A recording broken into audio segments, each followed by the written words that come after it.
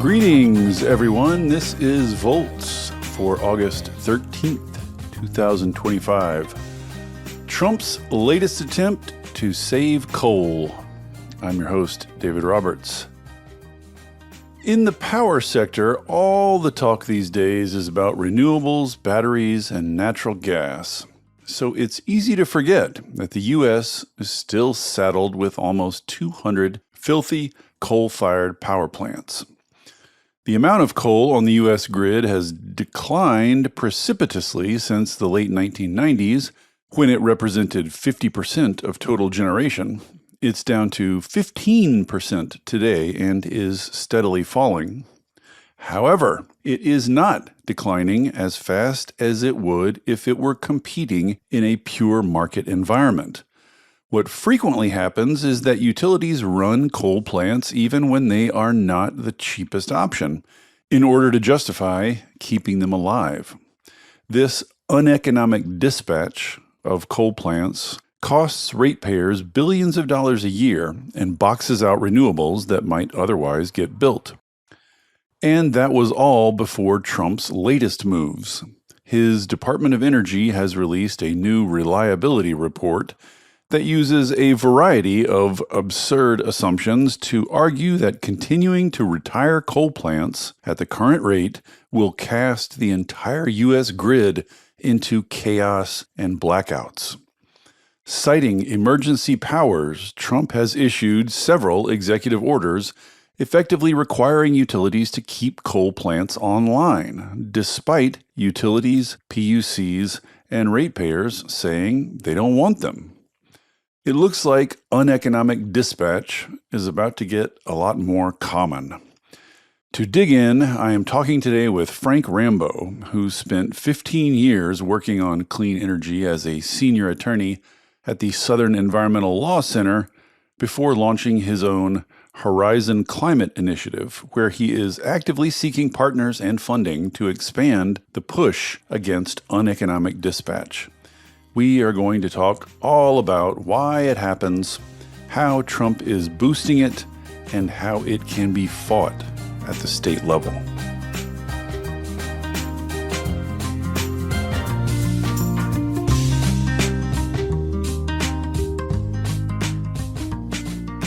With no further ado, Frank Rambo, welcome to Volts. Thank you so much for coming. Yeah, I'm really happy to be here. You know, coal is not my favorite thing to talk about, but I feel like a lot of people in Volt's world, a lot of people listening to this podcast, a lot of people following clean energy have sort of like checked coal off their mental list as though it's kind of already over in America, as though, you know, it's sort of like, oh, it's expensive now, it's a dinosaur, it's dying, et cetera, et cetera. They sort of have that in their mind, but there are still lots of coal plants in the U.S., and they're still being run, and they're still creating greenhouse gas emissions, and they are not going gently into that good night, let's just say. There are people fighting to keep them open longer, including Donald Trump. So I want to start with, what is the state of coal in the U.S.? How many of these things are still out there running, and sort of like in the electricity sector? What percentage of our greenhouse gases are still coal? My take on coal, like I have run into that and want to feel like the conversation has moved on from coal. Yeah. I think that's a mistake. Mm. There's a lot to talk about and that needs to be hashed out, especially the way things are so rapidly evolving. But you're right, coal is still very much around. And my take is that it's a 20th century energy resource struggling in a rapidly evolving 21st century grid. And it is circling the drain. And it has been really for at least 15 years, probably. But how quickly it goes down, and I feel like, and I'll argue, how it goes down and the narrative that gets attached to its demise is really important, both for, and this is probably the most important thing, that's for what it's doing right now, today. Those questions will have a lot of impact on both the medium and long-term climate fight. And this is the repercussions of those questions, the demise and how it happens and how quickly it happens.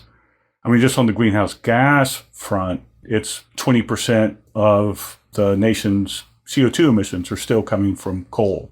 Total CO2 emissions. Yeah. And I think it's 20% of the nation's CO2 emissions, but it's not even close to that much of the nation's electricity. Right. It is about 15%, something like that, of the nation's electricity. So it is, it is the most intense. And the other thing I want to say at the outset, in a big reason why I work on this particular issue that we'll get into about how coal is operated uneconomically, very unnecessarily, is immediacy. And part of that immediacy comes from, and I'm certainly not alone in this, of a move towards really thinking about the short term, right? We have a lot of big long-term issues to hash out. Sometimes I think that can take attention away. And again, definitely this dovetails with your observation about coal and how some people just have wanted to move on or feel like we can move on. Is the short term gets what's happening right now and what can we do right now? Well, there are so many big, difficult problems, and incremental small units of emission saving that we're scrabbling and fighting for. But these are big units of greenhouse gases here. Yeah. And they're just low-hanging fruit and they're right in front of us. They are absolutely the low-hanging fruit. And I just want to say one thing just on that short term. One way that gets debated is, well, what's your time frame? I mean, in heating, the actual heating of the atmosphere is really kind of the point. It's not just what's coming out the smokestack or tailpipe or what have you. But we should say, let me just interject, that coal is also the largest source in the electricity sector of air pollutants as well. So you can also get giant reductions in particulate pollution and nitrous oxide, et cetera, with coal plants. Again, low-hanging fruit. Amen to that. I was specifically going to shout out, I feel like it needs to be mentioned because I don't think it gets the attention it deserves, is black carbon. Yeah. Which has a multiple pathway of how it impacts the heating that we're experiencing right now. I mean, it's this black sooty, it's in the particulate matter created by incomplete combustion. And of all the energy sources on the power grid, coal is the biggest black carbon emitter. So you're talking in terms of mass, in terms of tons, that number is very small. And some of the numbers vary on the global warming potential over that 20-year, I think, increasingly key to policy consideration of that 20-year time period. There are definitely numbers out there, legitimate numbers of 3,200 times the CO2 global warming potential over that 20-year time frame. So just to sum up, if you want to go after air pollution, you want to go after particulate pollution, you want to go after short-term greenhouse gases, you want to go after long-term greenhouse gases, anything you want to go after. Anything. Coal is the worst of that thing. Coal is where you want to be. I mean, we're somewhat preaching to the choir here to this audience. I think we all know coal is bad, but it just cannot be reinforced enough that it is public enemy number one on virtually any metric you want to pick. But so then let's talk about the next thing, which is the happy development of the last 20 years is that coal's competitors have become much cheaper to run than coal. So if we lived in a world of pure market forces, coal would probably be much deader than it is already. So what's happening is, let me do one step back. So when you run a grid, this is crucial background for what coal is doing now. When you run a grid, say if you're an ISO or an RTO, you're running a big competitive energy market. What you are supposed to do is, if there's another unit of demand, you are supposed to turn on the next increment of supply that is cheapest, right? You start with the cheapest power and work up from there. That is what you're supposed to do when you're running a market-based energy system. And in that hierarchy of what's most expensive, coal is almost always going to be the most expensive, i.e., the very, very last thing you turn on, i.e., if you were just doing this procedure, what's called merit order, you would hardly ever run coal. But utilities are out there running coal anyway, even though it's not the next step, even though it's not the next most expensive. This is called uneconomic dispatch.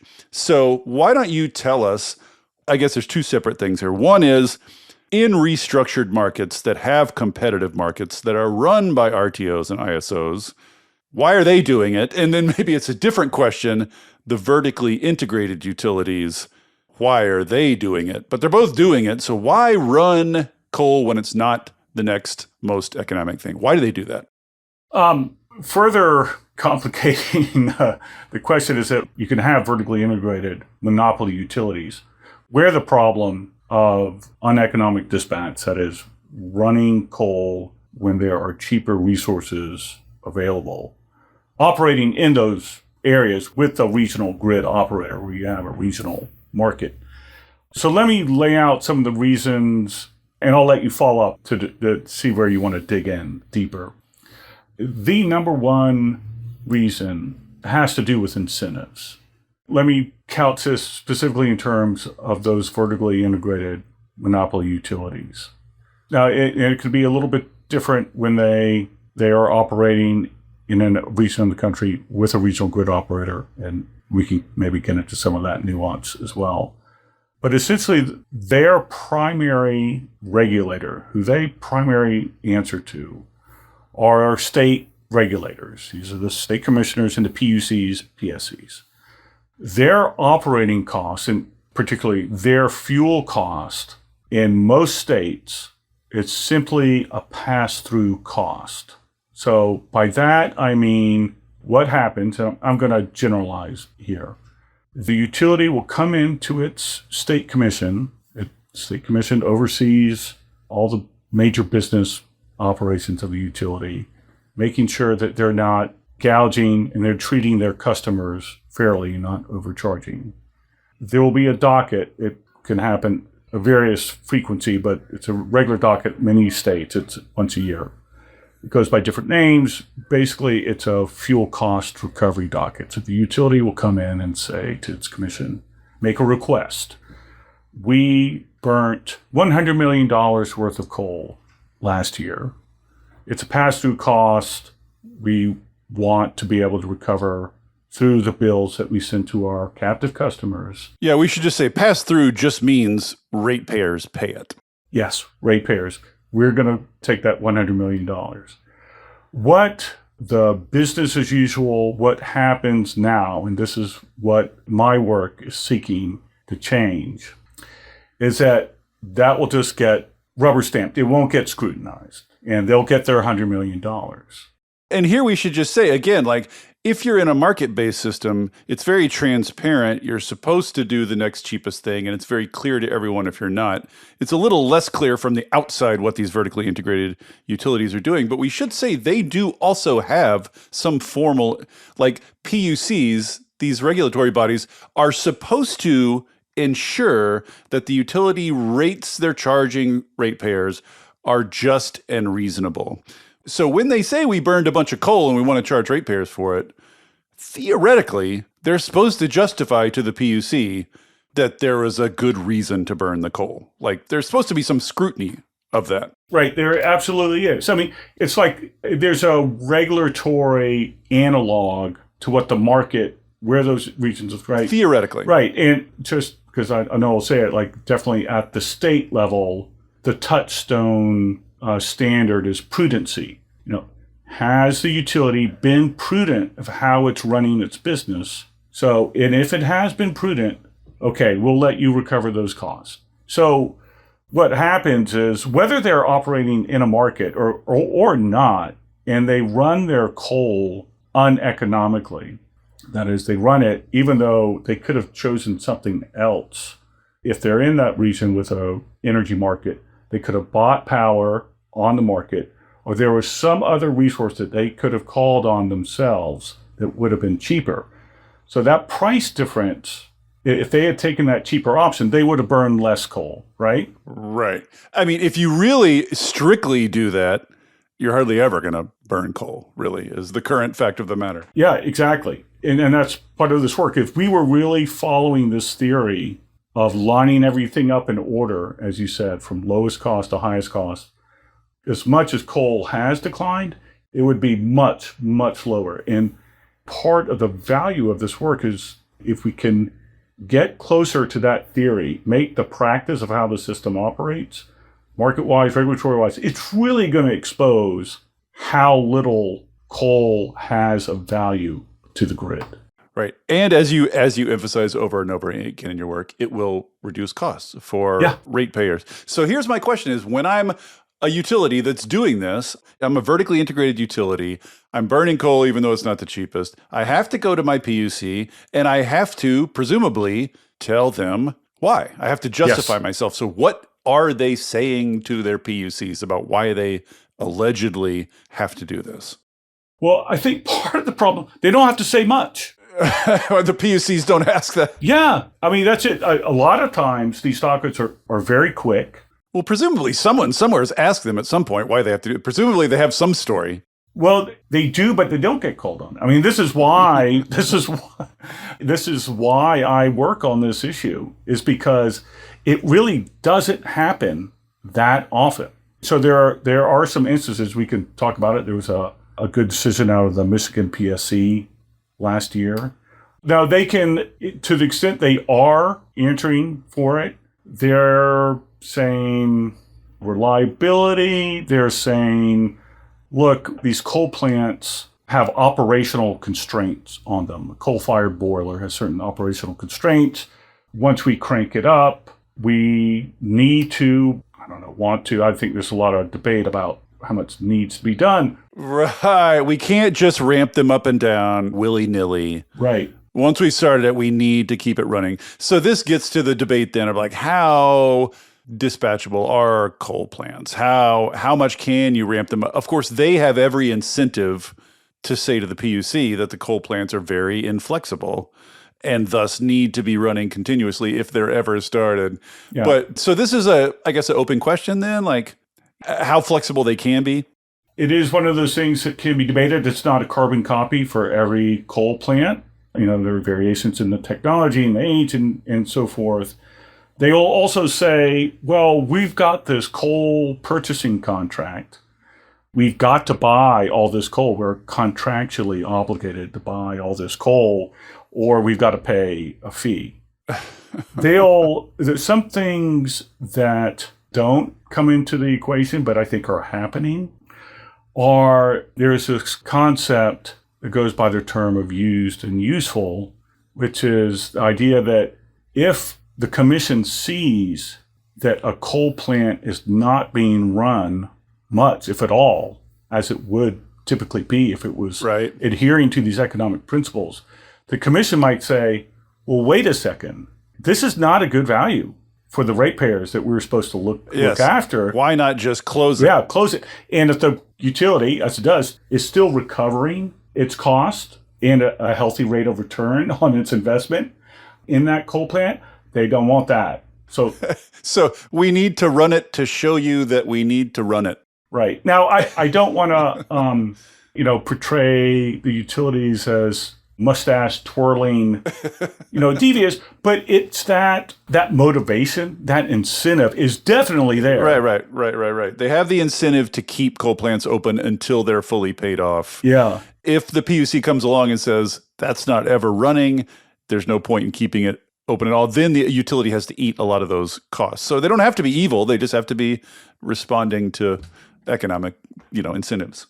I think the other thing that's going on here that that the utility's not going to say in a proceeding, but I've been in this field now for over 20 years, and I've gotten asked in my career, particularly once I moved to the advocacy side of things, why does the utility do this? It makes no sense. They shouldn't be doing it. And I understand maybe it can be an unsatisfactory answer for people who are not familiar with this world. But I think it is hard to underestimate the inertia and the culture of conservatism and doing things the way we've always done it, how much that prevails in the utilities. Again, a monopoly utility, they are a great investment. They answer to their shareholders.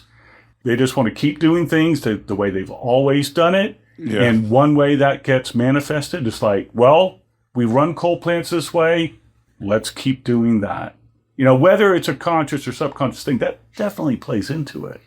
Well, here's a question, I guess, it's probably on people's minds is, so you have a lot of utilities that still have coal plants out there across the country who just occasionally start them up and run them for a while, even though they're not the next most valuable thing for these various reasons. But I guess one question is, how substantial of a problem is that? Like, are they doing it often enough that they are really like clogging up grids and keeping other sources off? Like, is it a substantial enough problem that it's actually affecting what gets built?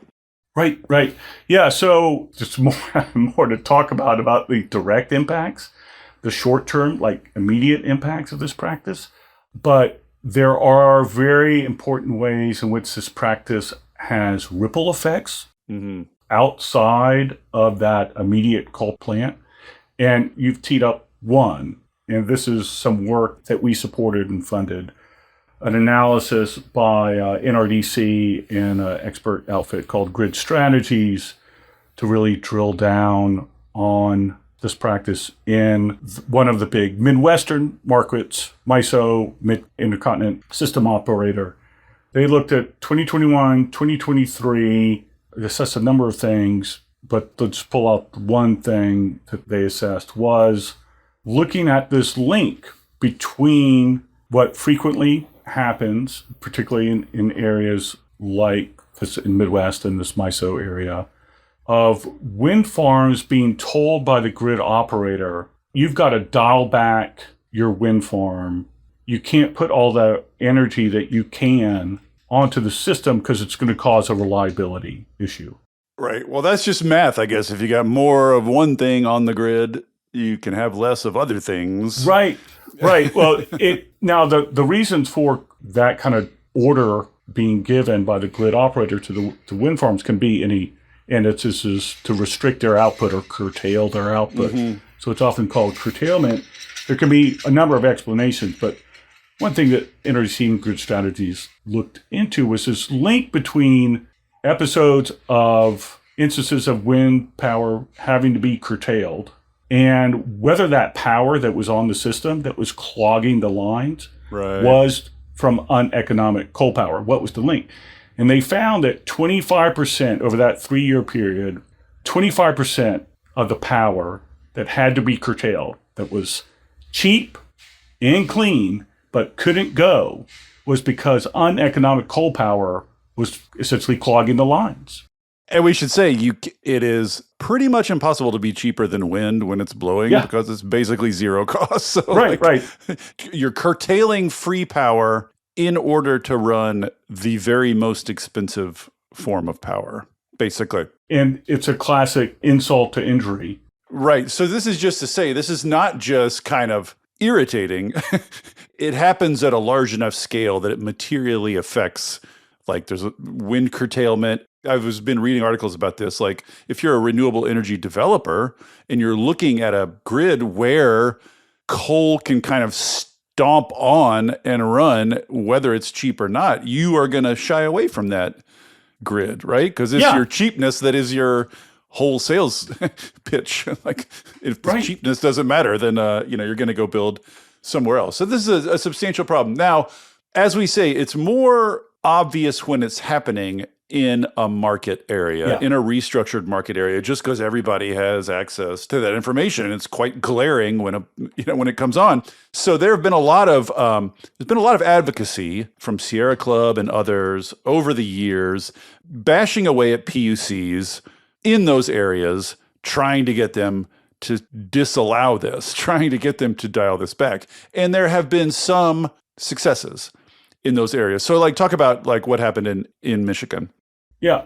So that was one of these fuel cost recovery proceeding. The utility is Indiana Michigan Power. It's relatively small. It's part of the whole American Electric Power, AEP, universe. It's got territory in Michigan, Indiana, and Ohio. So they had to come in. They came into Michigan. They made this request. Like, we want to get, I think it was maybe around $100 million for what we burn on coal. And the advocates are really, in that case, there are a number of groups involved. As in many states, the Attorney General's office in Michigan has a consumers division, and they'll have somebody who specializes in doing legal proceedings and helping protect customers through advocacy, protecting ratepayers at the PUC. So the AG's office there gets a lot of credit for getting on this issue.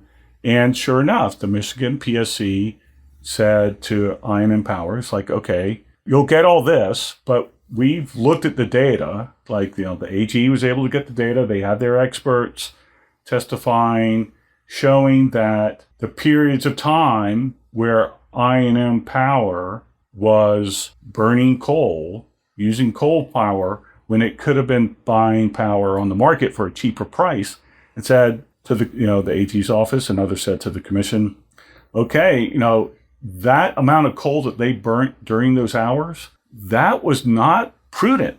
That was not a prudent use of the ratepayers' money. They should have done the cheaper thing. And the PSC agreed, and they rejected part of the request for that roughly $100 million. So shareholders had to eat that, basically? Yeah. Wow. And a miracle. And so it was not, now, and this is an important part, the number was not, I don't know, in the realm of the dollars that get thrown around in the world of utilities and the power grid. It was a $10 or $11 million rejection. It's called a disallowance. We're going to disallow those costs.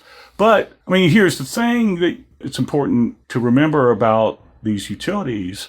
They are private companies, right? They have been given by the state a monopoly, but they answer to their shareholders. Yeah. That's who they have always on their mind. And it does not take much. If you really want to change, I feel like if you really want to change the utilities behavior, hit them in the bottom line.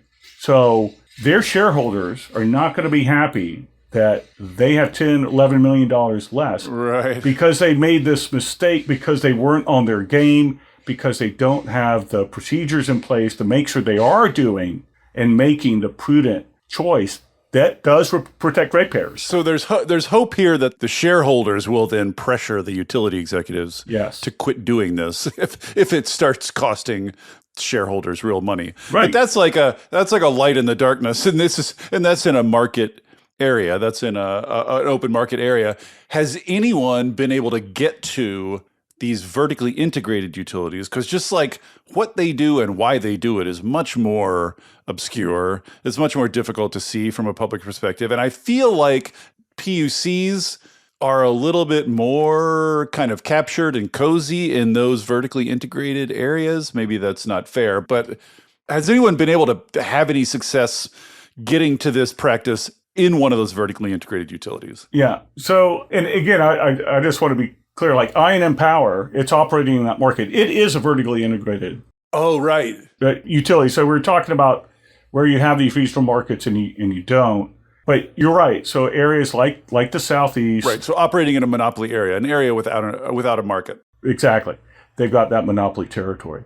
In the West, the West is a bit in flux, but so maybe the Southeast is the best example. The West and the Southeast, basically, I'd say, are the two areas without a market where this happens the most. And you're exactly right. It's definitely a tougher nut to crack. I mean, I happen to know because before I launched Horizon Climate Initiative about 2.5 years ago, I led the clean energy program at an organization called Southern Environmental Law Center. Operates in 6 states in the Southeast, most of which don't have a regional market. So I actually have some personal familiarity with thinking about this issue in those contexts. And we did, make a run at this issue. And it is hard. And that is the story of the advocacy on this issue, is that it's been very piecemeal and not at the intensity. and not coordinated and not sort of fleshed out in the way I think it should be. I mean, that's the kind of world I want to see. So the short answer to your question is no, there really haven't been great ways to do it. Now, but there are ways. I mean, you go through the PUC, right? I mean, the PUC still has the power to do it. You just have to persuade the PUC. Yeah, and that's another thing about this work. No matter really where you are, right? And this gets to the immediacy point, to take on this issue. Now, we've talked about some of the challenges already, particularly in the regions of the country that don't have this regional market that gives you transparency and another advocacy opportunity. But it does have definitely has some things going for it, which are, we can win on this issue today. This is about reducing CO2 emissions and saving costs. That doesn't require building anything. It doesn't require a new policy. It doesn't require law.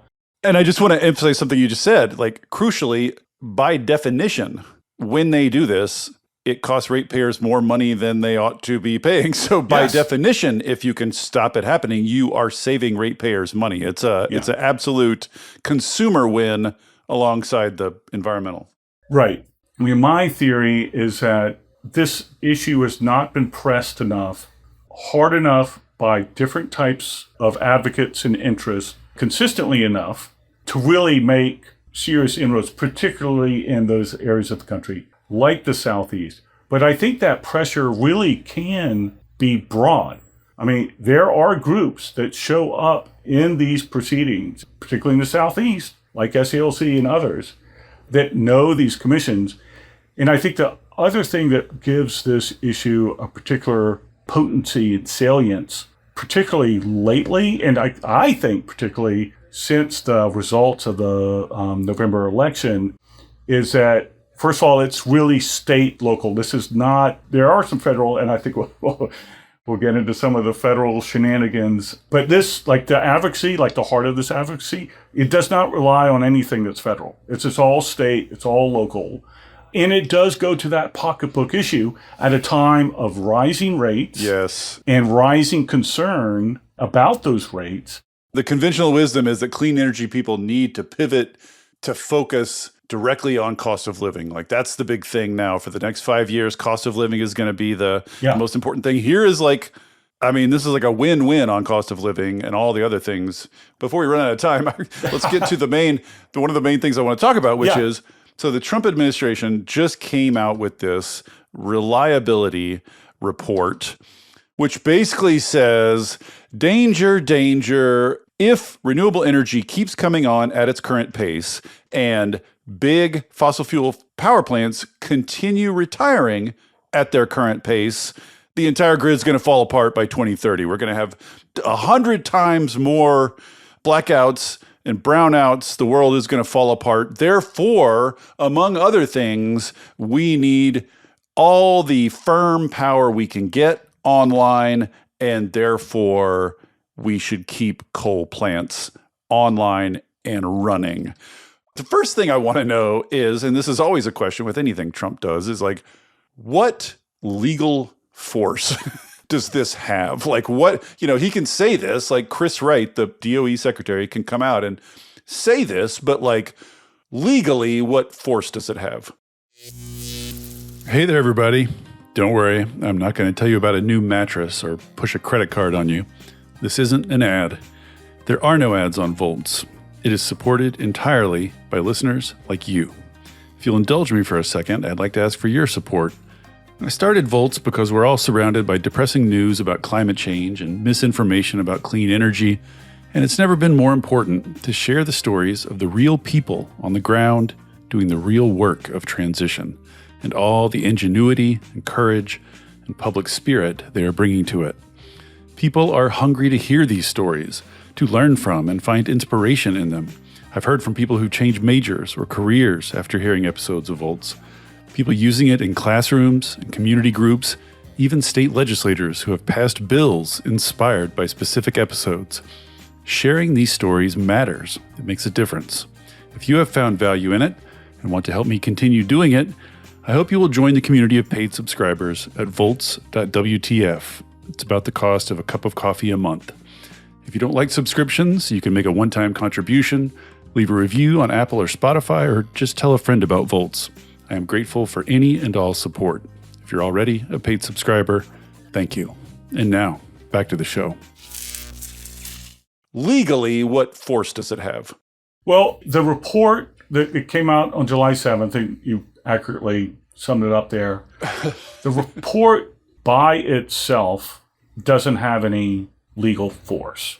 But we have already seen what could come of this. I mean, why the Department of Energy issued this report was because of a executive order that Trump issued in April directing this report. But even before that report came out in late May, the Department of Energy more or less explicitly, I think maybe in one case explicitly, definitely impliedly in other, referencing this clearly where the administration wants to go on this issue, issued 2 emergency orders invoking the same legal authority under the Federal Power Act to issue an emergency order keeping 2 plants online. One plant was a coal plant in Michigan that was going to be scheduled to be retired, taken offline in a week. A week after this, they got this emergency order. In the other case, it was oil and gas units in Pennsylvania. And I think for that, it was like the next day it was going to go offline. So these are the term, unfortunately, that we might have to get used to. It's a reliability intervention. And there is emergency authority under the Federal Power Act for the Department of Energy. Yes, climate campaigners used to yell at Joe Biden to declare a climate emergency under those same powers. Yeah. So this is an incredibly aggressive. There's no precedent for using this authority in this way. Right.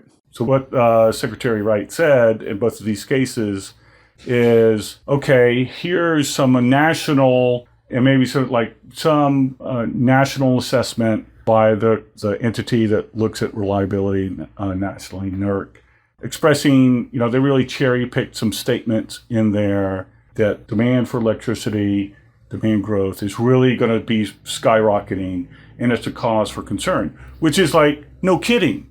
Welcome to the conversation that's been going on for at least 2 years. Yes, and they're really trying to make a lot of the fact, this has always kind of been their thing, but they're really trying to make a lot of the fact that renewables specifically are not reliable and that you need, this is their new wedge to get coal back in, is this idea that a grid running on just renewables is not going to be stable or reliable enough for these big data centers. Yeah. And this is it's not just the Trump, it's a very common, a lot of people are trying to push that line. Right.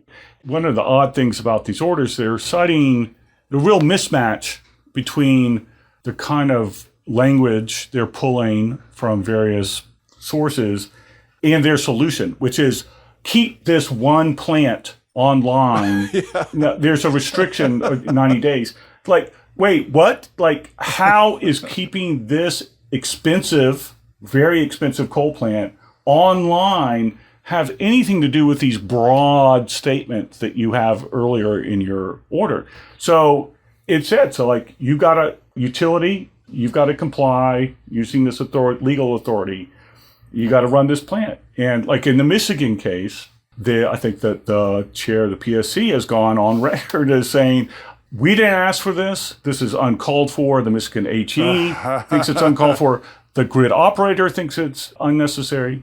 This is what I'm curious about. Do these executive orders create any legal obligation that they have to do something, or is it just sort of exhorting them? You know what I mean? Yeah, Is it just yelling at them, or do they have to do something in response? Well, these individual emergency orders that came out for these 2 plants, they absolutely have to comply. They are complying right now, and they're racking up extra costs. So right now there's a coal plant being kept online that the grid operators don't want, the utility doesn't want it, ratepayers don't want it, the PUC doesn't want it. It's literally just Trump forcing this individual coal plant to stay online. Yeah, it's having to be complied. I mean, there are legal challenges. There's some legal process that's going on. So this will get, there'll be some legal decision. But in the meantime, yeah, it's happening right now. Do you think this is one of those things that's going to end up going all the way to the Supreme Court, and then they're just going to give him another green flag to do whatever he wants? Do you have any legal prognostications? I mean, I would not bet against that. I mean, right now, I think the Michigan case, I think the Michigan AG has just filed, there's a process for asking for the DOE to reconsider. Mm-hmm. DOE did not respond to that, so that allowed the Michigan AG to file a lawsuit in federal court at the lowest level. So, who knows how long it's going to take to get up. If the Supreme Court even, takes it. I mean, there's a lot of variables, but it does have some parallels, certainly, with stuff that this administration is doing in other contexts. So, but just legally speaking, the reliability report is just sort of background. The only thing that's going to have legal force is one individual sort of emergency order about one individual coal plant at a time? Like, is that how they're going to proceed here? Well, of course, another thing with this administration is you never know Yes. exactly what they're going to try. True. So, caveat there that, there's a lot that's unprecedented about this administration, so I don't want to rule anything out. But yeah, certainly one thing that I think we should be expecting is that there could be another emergency orders that say, do this. Mm-hmm. I'm invoking this emergency authority. But you're right, as you're kind of intimating, I guess it is possible that the Department of Energy will now use its July 7th report, which is seriously flawed. There's a saying, I don't know whether you ever heard it in this field among people who do the modeling, that says, all models are wrong, some are useful. Yes. But I think what the DOE here did is definitely wrong, and it's not even useful. I mean, they practically admit it. They practically say up front that the goal is to keep the coal industry going. Yeah. Like that is the point. That's what he promised during the campaign. So clearly everything in the report is very obviously backfilled to reach that conclusion. Yeah, that's my conclusion. I mean, the assumptions they made, 3 key assumptions. 2 were very aggressive, but, maybe plausible. And one other key assumption they made, there's just no basis in reality for it. And on their solution, right? So they totally misidentify the problem. They kind of create the problem that they want to now have their solution to. And then, now the thing about coal, as it's been circling the drain, the coal plants that are running much less. Like they're not running as these base load where, you run it, you might dial it down at night when demand for electricity is lower, but you're basically always running it. They are now running much less. They're running more where they're having to do the cycle on and off. And a coal-fired boiler is not built to operate that way. Again, it's a 20th century resource for a 21st century grid. Yeah. And that causes a lot of maintenance issues, so that they have to, all of a sudden, it's called a forced outage, they have to take it offline. So it's somewhat ironic. They are relying on, the DOE is relying on the one of the resources that's becoming less and less reliable.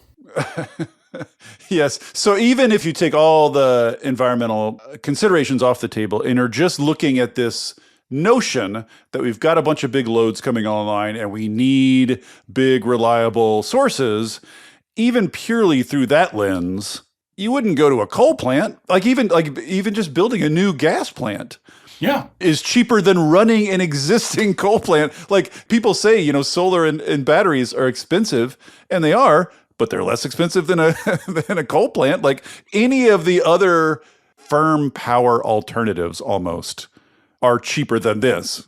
I agree with that. And also, it is a serious error to just look at ways to supply electricity, right? Yes. You can look on the demand side, and there's been a lot of discussion, right, on the load flexibility. Yeah. That if you require one of these data centers to say, hey, maybe 0.5% of the time or 0.25% of the time, the utility says, we'll have to call on you to dial back how much energy you're using. having that flexibility to effectively create room for 75 to 100 gigawatts of data center demand. Yeah, I've done several pods on data center flexibility recently and just load flexibility generally. And of course, if you want to reach the conclusion that you need to keep coal open, you basically have to assume zero demand flexibility, because just a little bit of demand flexibility wipes out your case for coal almost immediately. So they have to ignore that. So I'm wondering, sort of like, bringing these two discussions together, there's this ongoing thing of uneconomic dispatch. There's this ongoing, I guess you'd even just call it a habit of utilities of running these coal plants periodically, even though they're not the next in the merit order. There's this ongoing fight about that. It's gained some ground in market areas, not as much in the non-market areas. The best way, I think, to improve the visibility and to reduce that in those non-market areas is to bring markets into those areas. Like, is that your basic diagnosis? Like, it would be great if the West and the Southeast developed some sort of market. Yeah, there's no doubt that making progress on this issue is easier if there's one of those regional markets. But I've been down in the trenches in one of these areas that does not. And there really is a way, though, to win here.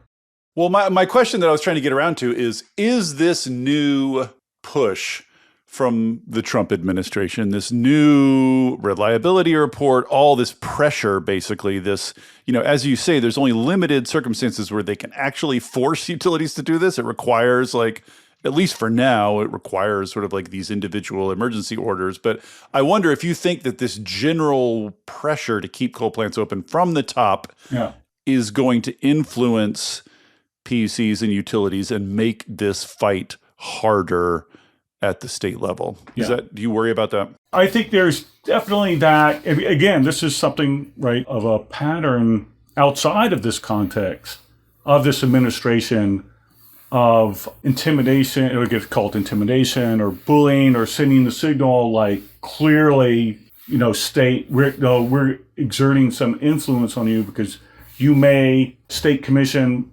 maybe you won't agree to a proposed coal retirement date now because you think it will be undone, or it'll put you on the wrong side of this. Right. Or they'll come after you for revenge, which is like entirely plausible. Yeah. I think also, though, this is an opportunity. It's kind of like, I'm not much of a boxer, but right, where if you're throwing a punch like the Trump administration is doing, you kind of leave yourself open. Yeah, right. And getting back to the energy affordability debate, when he was on the campaign trail, Trump talked about energy affordability. I'm going to bring your energy bills down. 50%, I recall. 50% in 12 months, right? Yeah, what happened to that? In the fossil industry, they talk about energy affordability all the time. And energy affordability and high prices are all over these executive orders. And I think it's a mistake for those of us who see this as a bad move on the climate to not, we need to pick up the gauntlet. We need to highlight this issue. We're winning that argument too. Right. You say you're for energy affordability. Let's talk about coal. Let's talk about how it is already today, like getting back to the work with all these groups that we're supporting on this uneconomic operation of coal. It costs $5 billion. Well, one of my foundational grants was to RMI to set up a tool that's online that does a great job, because this practice is very hidden. It's so dispersed. They do a great job of gathering the data and presenting it in a very user-friendly way. And their calculation that you can see, everybody can go see, is in 2024, the excess cost because of this practice the utilities and others get away with, it costs $5 billion extra. And it's like $24 billion over the last 10 years. Yeah, that's not a small amount. And I think this is one of those things where the public's general impression, I think, is like, as usual, like 10 to 15 years old. Like the public does not, it's so hard to keep, it's like genuinely hard to keep up with this area, but like the public especially, I think the public has no idea. If the public knew that utilities just fire up coal plants periodically for their own yayas, even though coal plants are wildly more expensive than everything else they have at their fingertips, and that was costing them money, right? I feel like surely that would penetrate. Well, and this gets again like a really important. I think I referenced this up near the top of the narrative that gets attached to coal's demise. One of the groups that I work with and support is called Resource Media. They do communications work, and they did some opinion research with one of our community, state, local organizations in Indiana on several aspects about coal. And they had some really interesting findings, one of which is when people were asked, is coal expensive? Well, first of all, if you're a Democrat, only 40% of people thought coal was expensive. If you're a Republican, it's like 10% of Republicans. And you know what it reminds me of is, I don't know whether you've ever seen this, that they say, I think there's some study or literature out there that says your musical taste gets set. Yes. Yes. Right? When you're between 13 and 16 years old or something like that. This is so true. This explains so much of our politics. Yes. Frank. Honest to God. Yeah. And I think that is the same way with attitudes about coal and other things and this gets also back to your opening about a lot of us who are in the space and have been watching coal circle the drain for so many years and see the writing on the wall. I think we can forget that so many people who are not paying attention, who have more important things to do, they've got to worry about daycare, they've got to worry about the car in the shop. But here's another thing they found with that opinion research. When you talked about keeping coal plants open, again, there was a real partisan divide there. Republicans are 33% more likely to say, go, keep that open, keep that open. But when you frame it as, should utilities stop charging customers for coal power if it isn't the lowest cost energy available? Yes. No partisan, across the board, bipartisan, 8 and 10 people, that is a bad thing. So I really do think that this is a great issue to highlight.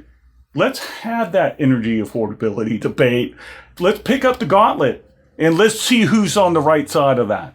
Yeah. In general, I feel like the best argument for clean energy people right now is not climate or pollution. It's just we've got the better stuff, and there are big incumbent dinosaurs between you, the public, and a cooler, better world, right? We've got the cool stuff now. We don't need the public to eat more expensive or be virtuous, Right. This is a classic political story. There's a bunch of incumbents in the way of a newer, better world. Let us knock them out of the way. And this is the mascot of that argument. This is the clearest example of that argument. It could not be more cut and dried. So this is communications dynamite, I think.